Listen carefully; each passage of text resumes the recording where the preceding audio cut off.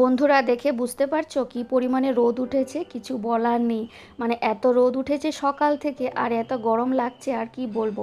কাল দুপুর থেকে না বেশ ভালোই কিন্তু বৃষ্টি হয়েছিল, জানো তো। মানে এত জোরে বৃষ্টি হয়েছিল, আমি তো একদম পুরো সারপ্রাইজড হয়ে গেছি। মানে বলতে পারো সারা রাতেই বৃষ্টি দিয়েছে, বেশ আরামেই ছিলাম। কিন্তু আজকে সকাল থেকে দেখছি একদম প্রচণ্ড পরিমাণে কিন্তু রোদ উঠেছে। আর এত রোদে সংসারের কাজ করতে, মানে এত গরমে আর কি খুবই কষ্ট হয়।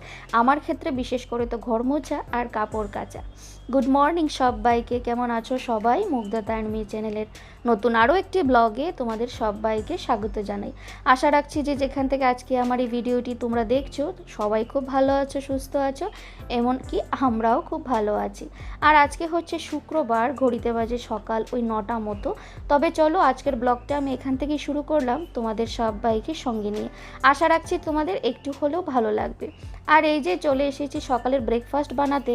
তো ভাবলাম ব্রেকফাস্টটা বানানোর আগে তেলের বোতলটা খালি ছিল, ভাবলাম ওটাকে আগে ভরে নিই।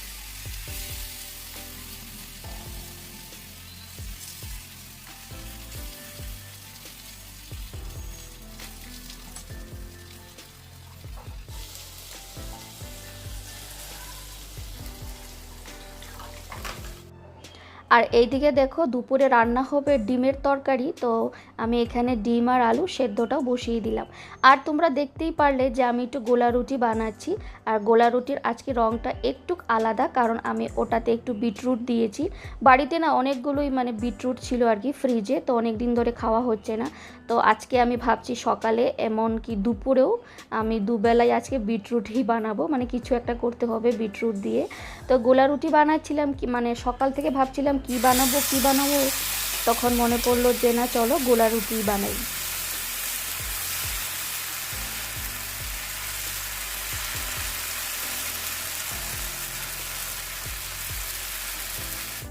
তো ওদিকে গোলার রুটিটাকে বসিয়ে দিয়ে না আমি চলে এসেছি কাপড় কাচতে। তো রুটিটা আজকে আমি একটু বড় বড় করেই বানাচ্ছি, কারণ ওই ছোট ছোট করে বানানোর আমার হাতে অত একটা সময় নেই। তার জন্য ওই বড় বড় করে মোটা মোটা করে বানাবো, একটা খেলেই হয়ে যাবে। তো যাই হোক কাপড়গুলো কাচতে এসেছি, আর বেশ অনেকগুলো কাপড় ছিল জানো তো। আর এই যে এখন মেলে দিচ্ছি, বললাম না গরমে আমার কাপড় কাচতে খুবই কষ্ট হয়।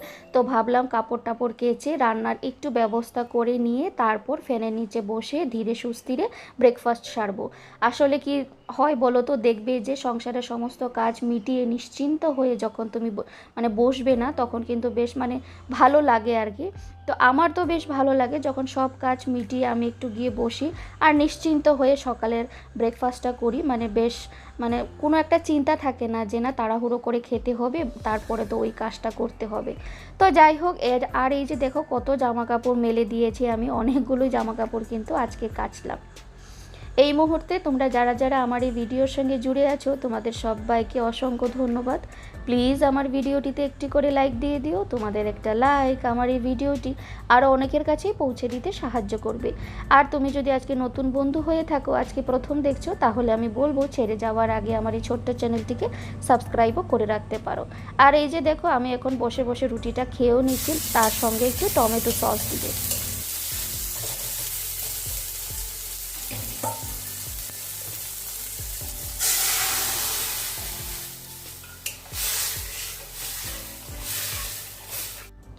তো বন্ধুরা সকালের ব্রেকফাস্ট সেরে না আমি আর এক মুহূর্ত বসলাম না, তোমরা দেখতেই পেলে আমার ওদিকে ডালটাও হয়ে গেছে। দুপুরে রান্নাবান্নাও আমি বসিয়ে দিয়েছি, ডাল আমার ওদিকে হয়ে গেছে। আর এখানে তোমরা দেখতেই পেলে বিটরুট আর আলু ভাজাটাও হয়ে গেছে। আর এখন আমি বসিয়ে দিয়েছি ঢেঁড়স আর আলু ভাজা। আর তোমাদেরকে তো আমি আগেই বলেছিলাম যে আজকে সকালে আর দুপুরে বিটরুটগুলো খেয়ে শেষ করতে হবে, না হলে না একদম নেতিয়ে গেছে। তো যাই হোক, আর এখানে ভেন্ডি আর আমি আলু একসাথে কেটে তারপর আমি ভাজতে বসিয়ে দিয়েছি। অনেকে ভেন্ডি বলে আর অনেকে ঢেঁড়স বলে, কি মানে কিছু একটা বললেই হলো, তাই না বলো? তো যাই হোক এখানে আমার ঢেঁড়স আর আলু ভাজাটাও কমপ্লিট, আর এখন কিন্তু আমি ডিমের ঝোলটাও বসিয়ে দেবো।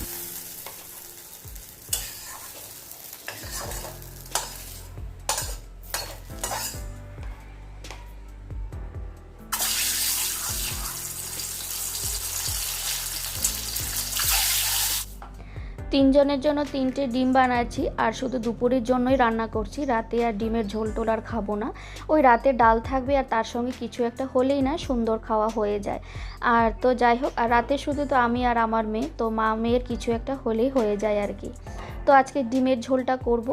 তো ডিমগুলোকে না সবার প্রথমে আমি ভেজে নিয়েছি, একদম হালকা করে ভেজে নিয়েছি, খুব কড়া করে ভাজলে না তারপর ডিমটা খেতে না একদমই ভালো লাগে না।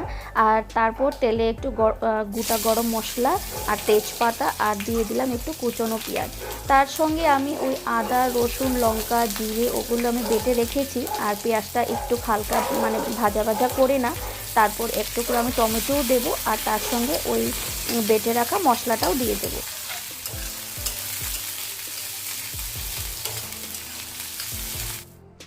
আর এই তো দেখো বন্ধুরা, আমার একদম ডিমের কারি একদম রেডি। আর দেখতে কেমন হয়েছে অবশ্যই কিন্তু আমাকে কমেন্টসের মাধ্যমে জানাতে ভুলো না। গুড ইভিনিং বন্ধুরা। আর এই তো এখন হয়ে গেছে ঘড়ির কাঁটায় সন্ধ্যে 7:30। বেশ অনেকক্ষণ পর আমি আবার ক্যামেরার সামনে এসেছি। তারপরে না আমার আর কোনো ভিডিও করাই হয়নি। তো সন্ধেবাতি দেখানো হয়ে গেছে, তারপর সন্ধ্যের পর দেখবে অনেক টুকিটাকি কাজ থাকে, সেগুলোও করলাম। এবং কি মাম্মামকেও আমি খাইয়ে দিয়েছি সন্ধ্যের টিফিন। আর এখন ভাবলাম যে একটু পাঁপড় ভেজে নিই। এই পাঁপড়ের প্যাকেটটা না প্রায় মাসখানেক হয়ে গেছে, মানে বলতে পারো গত মাসে যখন মাসকাবারি বাজার করা হয়েছিল তখনই কিন্তু এনেছিল, কিন্তু জানো তো আর খাওয়াই হয়নি।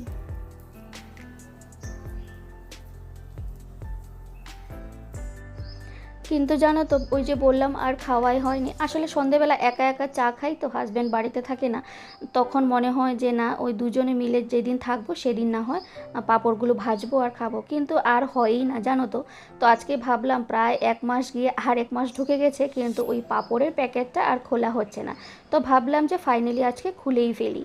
তো পাঁপড়গুলো তো ভাজলাম, তারপর এসেছিলাম চা বানাতে, তারপরে দেখলাম যে চা পাতার কৌটোটাও খালি, তো ওটাকেও আমি এখন ভরে নিচ্ছি।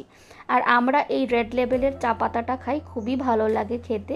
তো যাই হোক, আর এখন আমি চাটাও বানিয়ে নেব, মানে আমার অলরেডি বানানোও কিন্তু হয়ে গেছে। আর জানো তো মাম্মাম আমার পেছন পেছন ঘুরঘুর ঘুরঘুর করছে।